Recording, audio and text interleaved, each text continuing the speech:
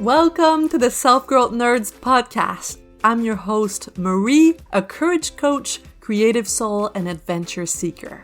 Since through hiking the Pacific Crest Trail in 2019, I'm on a mission to help you embrace your most confident self so you can achieve your dreams too. If you're eager for deep conversations, big questions, and meaningful connections, join me on the quest to discovering how we can create a more magical and memorable life. Hello, nerds! How are you? I'm good. Today I went to stock up on kombucha and sap water. I didn't know sap water existed. It says on the can, organic sparkling tree water. This feels very fancy. And the reason why I went to get a bunch of those drinks is because I decided to stop drinking alcohol for 3 months. Not because something horrible happened, just because I've been feeling like for a long time I might have less energy the day after I've drunk, even if it was just 1 or 2 glasses of wine. I think my mind is a bit foggy, and I'm curious to see what would happen to my clarity and to my vitality if I stop drinking. Also, because often I notice that I'm going to drink alcohol just because others are doing it, but I don't even taste the alcohol. I don't really enjoy the specific drink. It could as well be a glass of apple juice. I wouldn't even notice. Just do it out of habit, and I don't like that. I want to live more intentionally. So I'm not going to stop drinking forever, but I want to stop for 3 months so that I get enough time to deprogram my default behavior. And it's perfect for today's topic. Today I want to talk to you about how to do what you said you'd do for yourself, how to stick to something, how to follow through. And with me, I have such a strong self-trust that I don't approach this kind of quote-unquote challenge wondering if it's gonna work or not. I know that the chances of it working are really high. I'm not gonna say 100%, but I'm gonna say 99%. I know that when I make a decision, it's a solid decision. It's not flimsy. Okay, and I'm gonna explain how I got there. I was not always this way. So, let's start by talking about to-do lists. And tell me, if you make a to-do list, let's say at the beginning of the week, what are the chances of everything on it being done? Give me a percentage. I'm sure a lot of you are thinking, silly woman, the to-do list is the art of self-deception. Well, I beg to differ. It doesn't have to be this way. If I was to answer this question, I'd say my chances of everything being done is about 90%, and it's going up as the time goes. But I used to leave it up to chance. I used to hope for the best and, here's what I'd like to get done, but we'll see how the week goes. This is not the way to lead your life. This is not how you get a lot of amazing things done. You think that you don't get through your to-do list because, you cannot control the demands or the shortcomings of others. You're a serial procrastinator. There is too much to do and so little time. That's what you think. But really, the reason why you don't get through your to-do list is 1, you don't set proper boundaries and you let others cross them. You create unnecessary mind drama and let unhelpful feelings lead the way. Your tasks are too vague and you don't understand why you do them. And you spend too much time obsessing over details that no one except you cares about. And I'm not pointing fingers here. I know this because I know how I used to be and still am some days. This makes me think of a woman I met at Warner Springs on the Pacific Crest Trail. Warner Springs, you get there after 100 miles. And I was asking her, are you through hiking the PCT? What's the deal? And she said, I want a through hike, but we'll see if my husband calls and wants me home. And I was like, what? You have this dream of thru hiking that depends on whether or not your husband might want you back home? That doesn't work. We need to take responsibility for our life. Otherwise, we just end up being frustrated. First, we have to be honest with ourselves about what matters. Do you want to thru hike the PCT or just want to have fun in the outdoors and you don't mind going home whenever? Both are okay. It's just about being honest. It's like someone who says, oh, I've been writing a book for 10 years and we'll see when it gets done. I just write whenever I feel like it. That's okay. Nothing wrong with that. Unless you tell yourself and you tell people that your goal is to be a writer and to have a published book. You cannot let the universe, mystic forces, other people, the circumstances of your life dictate when you're gonna get done what you really want to do. So, do you want to write as a hobby or do you want to be a writer? And to what extent do you want to be a writer? You have to decide instead of letting the world decide and then saying, I guess it just didn't work out. When I wrote the draft of my book, I had clear parameters. I said, okay, from April to August, I'm going to write every day from Monday to Friday for 2 hours until it's finished. And I was clear in my intention. My intention was not to have a published book. My intention was to have a first draft, to see what it feels like to do that work. I organized my life around this 2-hour block of writing, and I made it happen. I followed through. There is nothing worse for your relationship with yourself than a lack of integrity. It's like all of us have a friend or have had a friend or are that friend who's unreliable, that you love and they're really funny and smart, but they're always late or they don't do what they say they're going to do and they always change plans. If it happens once, you don't make it into a big deal. But if it happens twice, 3 times, it becomes a habit, you're going to be less and less likely to call them up and make plans, right? You might love them to bits, but if you have an evening to fill, you might be more tempted to call a friend that's maybe a little bit less funny, but that you know is going to be there. It's the same with yourself.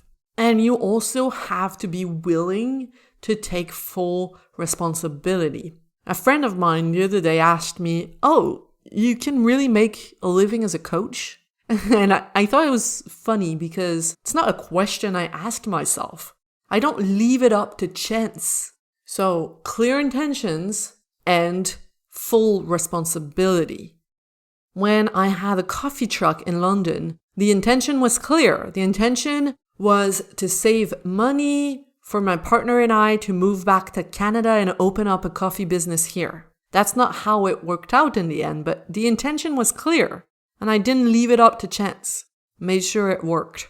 And when I was a freelance designer in illustration, the intention was to use my creativity to be able to work from anywhere in the world and make good money doing so. People used to ask me, aren't you worried about knowing whether or not you'll have money next month? No, I'm not. There's no use in that, in worrying. I trust in my capacity to do what I need to do to get the contracts I need to survive and thrive. I have met people who tell me, oh, I'm going to give the freelance life a try and see if I can make it work. Do you hear the lack of empowerment in that? If you told me, oh, I'm going to see if I like it, okay, that's fair. But I'm going to see if I can make it work removes all the power from your hands. It's like saying, I'm going to let the world decide if I'm good enough. First, you are good enough as a human being, final stop. Now, what it is that you're wanting to do. If you want to do freelance work, for example, I'm going to ask you, What are the skills that you have? Who can you help? How can you help them? And what is the value of that help? Or how much do you want to be paid for this? It's as simple as that sometimes, and we have to remove the emotions from it. If you don't have skills, go get them. If you don't have clients, go get them. If your clients don't have budget, get different clients. Don't sit around thinking, I don't know, I'm not sure if it will work out. Take responsibility. Again, that's my favorite sentence today. And be honest with yourself with clear intentions. I've met people who tell me they have a business, but they're not selling anything. What? Isn't it the purpose of a business to make a profit? Just like someone who is about to go through hiking the PCT, and I ask them, have you trained? And they say, no. Why? Just joking. Some people go ahead and do a successful hike without ever training, but you have to know yourself and not go ahead blindly. If you quit your job, sell your house, and start a through hike without training and end up quitting after 2 weeks, that's sad, but it's also on you because you didn't take full responsibility for what you wanted to do.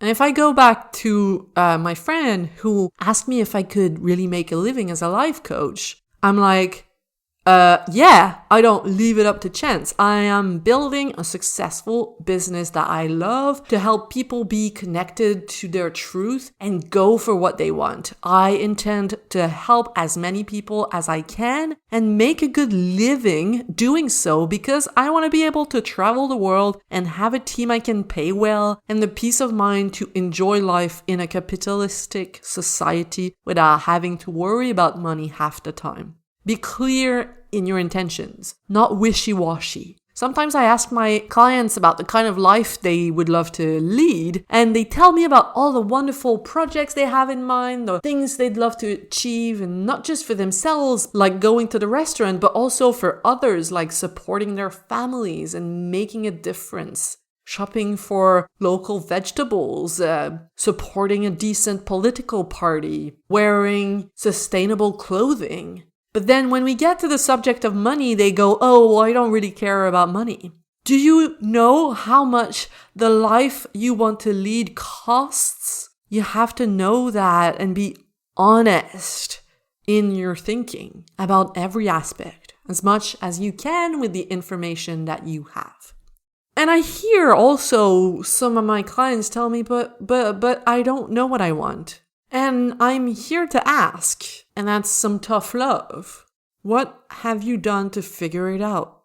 Have you just sat there thinking, or have you tried a bunch of stuff to figure out what you like or not?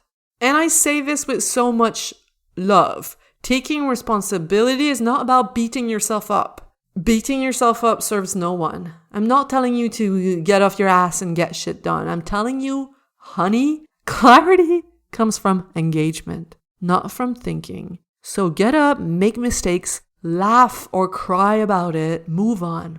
I also have many clients who tell me, I know what I want to do, that's not an issue. If it's for someone else, I have no problem getting it done. But if it's for me, it never happens. I get it. I was there too. It's so easy to put everyone else before ourselves. That's why we gotta build trust with ourselves. Here's some tangible tricks to rebuild that trust with yourself. Number 1, decide what really matters to you. What's a priority? Not everything can be a priority at the same time. Number 2, choose one thing to focus on at a time. And number 3, set clear intentions. Why do you want to do this? Is it for fun? Is it for money? Is it for fun and money? What's the reason? Number 4, set smart parameters. What are the numbers that you want to achieve? Smart goals are S for specific, M for measurable, A for attainable, R for realistic, and T for time-bound. For example, when I wanted to try and see if I liked making YouTube videos, I decided I was going to do a series of 10 videos in a specific amount of time. 1 video every week for 10 weeks. 1 year of podcasts. I started this 1 episode every week. Sometimes I'm going to go on vacation, but I am committed to do it for at least 1 year. There was the example of the book earlier, and there's also the example of hiking as much as I can between April and September, see how far I can get on the PCT. Step number 5, simplify the hell out of it. If it takes you 10 hours per podcast episode, you're not going to do it. You have to think about how to make it sustainable. I know you perfectionists out there gotta do B- work. Lower your expectations so that you can get it done. And number 6, plan to achieve results, but don't obsess over them every minute of every day or it will kill your vibe. So I hope this helps. And if you need help, because that's really important, if you think you can achieve all of your goals on your own, you're not setting yourself up for success. You've got to have a strong network of support. So contact me if what I'm saying speaks to you and you want closer support. I'll be happy to help you. It's my job. All right. Last thing. Please don't label yourself as someone who has a hard time finishing what they start. It's not an identity you want to have. It's not a character trait. Decide right now, if that's something you struggle with, that from now on, you are someone who is rebuilding their trust with themselves. I don't want to hear anything like, oh, I've always been like this. I'm just a lazy person. No, you won't get away with this with me. I'm not going to give you empathy and enable your low standards. You've got to shift your identity, right? Decide, I want to be a doer. You can shift that. It's not set in stone. I want to be a doer. I'm not someone who scrolls around wasting time. I'm someone who gets shit done with love and humor and determination. And don't beat yourself up about you from the past. Take responsibility for now, for your future, and love yourself no matter what. No matter if you fall back into your old patterns sometimes, that's fine. Love yourself and start again. Decide who you want to be. You are in power. And make sure it shows in the way that you speak. So don't say things like, oh, I guess it was not meant to be for me. This is what I decide, and I'm going to do what it takes to make it work. If you want concrete help making things happen in your life and blowing your own mind, I'm going to open Brave and Bold in October, and you can contact me to be on the waiting list, and I'll keep you updated. All right, in the meantime, don't forget that there is a bunch of stuff on my Instagram and on the interwebs. You can get my through hiking trail prints, my pre-trail and post-trail workbooks if you want to do some introspection around an adventure project, a backpacking trip that you have coming up or that you went on. And yeah, that's it for today, and I hope this was useful. Please share if you got some good insights. That would be really appreciated, and leave a review if you benefit from my podcast so that more people can hear about it. Enough talking for now. Let's go do some stuff. Bye! You just listened to the Self-Growth Nerds podcast. Make sure to subscribe and to find me on Instagram at Self-Growth Nerds. If you want individual help developing the confidence to create a more meaningful and exciting life, visit selfgrowthnerds.com today to learn how. Finally, I want to thank my friend Etienne Galano for editing this, and I want to thank you, kind-hearted souls, for growing into your truest, most courageous selves every day and making this world a better, more beautiful place. My name is Marie, and I will talk to you next week.